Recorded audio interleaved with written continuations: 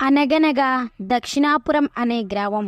ఆ గ్రామంలో భవానీ, విమల అనే అత్తాకోడళ్ళు ఉంటారు.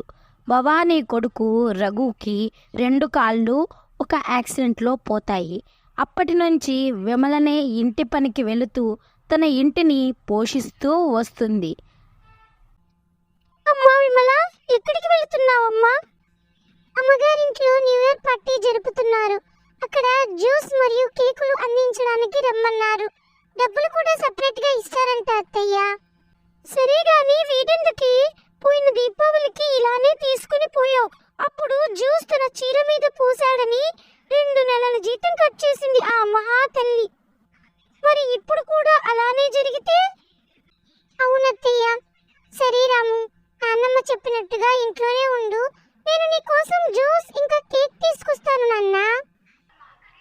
నేను వస్తాను అని రాము ఏడవగా అక్కడికి చిన్ని కూడా వస్తుంది.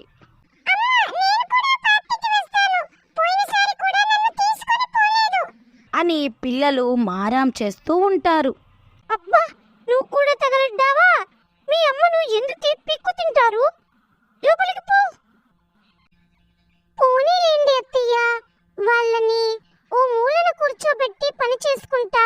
సరే అమ్మా, జాగ్రత్త అని అనగానే విమల పిల్లల్ని తీసుకొని తను పనిచేసే ఇంటికి వెళుతుంది.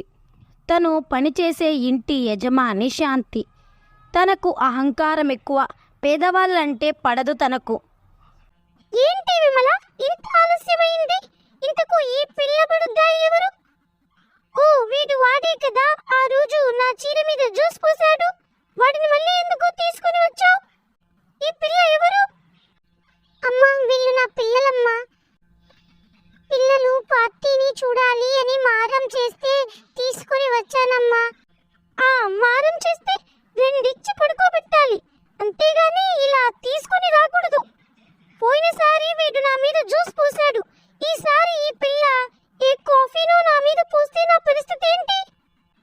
క్షమించండి అమ్మగారు, ఈసారి వీళ్లకు ఏ పని చెప్పను.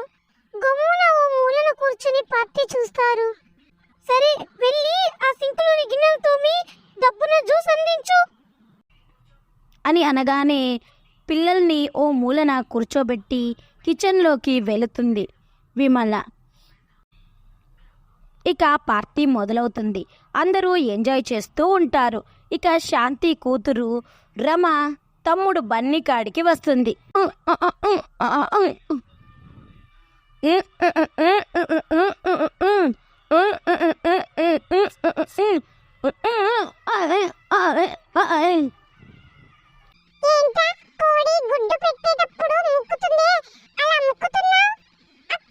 ముక్కడం కాదక్క, లేటెస్ట్ ట్రెండింగ్ సాంగ్ అక్క.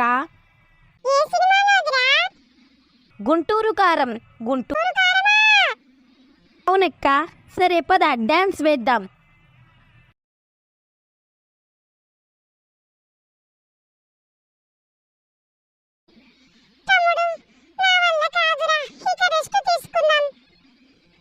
అక్క అప్పుడేనా? చూడు అందరూ న్యూ ఇయర్ సెలబ్రేషన్స్ ఎలా జరుపుతున్నారో. అవునరా తమ్ముడు, మనం కూడా కాలుద్దాం. అయినా మన కాడ టపాసులు కొన్ని నేను దాచిపెట్టాను. అవునారా? ఎక్కడ పద వెళ్ళి కాలుద్దాం అని ఇద్దరు మేడ మీదకి వెళతారు. వాళ్ళిద్దరూ టపాసులు కాలుస్తుండగా ప్రమాదం సాతు చుట్టుపక్కల మంటలు ఏర్పడతాయి. వాళ్ళిద్దరూ కాపాడండి కాపాడండి అని అరుస్తూ ఉంటారు. కింద పెద్ద పెద్ద డీజే బాక్సుల వల్ల ఎవరికి ఏమీ వినిపించవు. అందరూ ఎంజాయ్ చేస్తూ ఉంటారు. కానీ మెట్ల కింద కూర్చొని ఉన్న చిన్నికి మాడు వాసన వస్తున్నట్టు అనిపిస్తుంది. చిన్ని అన్న రాముకి చెబుతుంది. ఇక ఇద్దరు మాడు వాసన వస్తుంది పైనే అనుకొని పైకి వెళతారు. అక్కడ అక్క తమ్ముడు అరుస్తూ కనిపిస్తారు. రాము పక్కనే ఉన్న ట్యాప్ ఆన్ చేసి నీళ్లను చల్లుతూ ఉంటాడు. ఇక చిన్ని పరుగున కిందికి వచ్చి జరిగిన విషయం మొత్తం అందరికీ చెబుతుంది. శాంతి రమేష్లు మేడపైకి వెళతారు. అప్పటికే రాము మంటల్ని ఆర్పేసి ఉంటాడు. రమ శాంతిని హత్తుకొని ఇలా అంటుంది.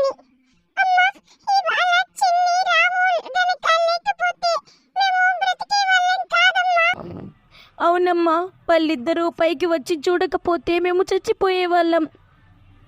రాము, చిన్ని, నన్ను క్షమించండమ్మా. మీ పట్ల ఎంత దురుసుగా ప్రవర్తించినా కూడా నా పిల్లల్ని కాపాడారు. నీకు చాలా చాలా ధన్యవాదములు విమల. ఈ పిల్లల్ని నువ్వు గనక ఇవాళ ఇక్కడికి తీసుకురాకపోయింటే నా పిల్లలు బతికేవాళ్ళు కాదు అని తను క్షమాపణ కోరుతుంది. శాంతిలో మార్పు వస్తుంది. ఇక ఆ ప్రమాదం వల్ల శాంతిలో మార్పు వస్తుంది. మీకు గనక ఈ కథలు నచ్చినట్లయితే ప్లీజ్ లైక్ చేయండి, షేర్ చేయండి, కామెంట్ చేయండి. ఇంతవరకు మా ఛానల్ని సబ్స్క్రైబ్ చేసుకోకపోతే ప్లీజ్ సబ్స్క్రైబ్ చేయండి. పక్కనే వచ్చే బెల్ ఐకాన్ని ఆన్లో పెట్టుకోండి. అప్పుడే మేము చేసే కొత్త వీడియోస్ మీకు నోటిఫికేషన్ బార్లో వస్తాయి.